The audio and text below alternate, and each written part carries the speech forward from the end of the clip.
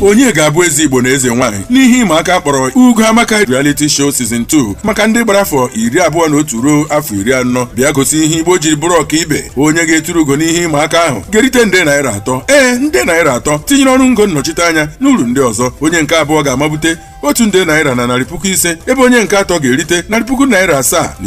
Onye nke anọ ga-enweta 200 naira 250 tinyere ime njem nlereanya na mba Ghana. Ndị niile sonyere n'ihe ịma aka ga-eriterịrị otu ihe maọbụ ọzọ: ekwentị, laptọp, headphone n'ife ọdịnala ndị Igbo. A ga-amalite ịhọrọ ndị mmadụ na mbara Ugo Amaka site na Mọnde abalị 28 nke ọnwa Septemba ruo Wednesday abalị 30. Gbata akwụkwọ fọm gị naanị n'ọnụ ego 1,000 naira 2. Kwụnye ya na Epic Heritage Hub na akpa ego Access Bank PLC n'akara 140-823-7537. Gosi na ịgbatala fọm gị site n'ise ya WhatsApp 09060669732. Ndị na-ahazi mmemme a gụnyere Chief Mrs. Joyce Kalu, Apụnanwụwan of Ọhafịa, Chief Godiba Uchide Godi My Radio, Tony Edozie, Mr. Craft, Gosben Royal Hotel Accra na Kromoluzo Global Ventures. Maka ajụjụ kpọọ 0906-066-9732. Ugo Amaka Reality Show, ije nke wulite.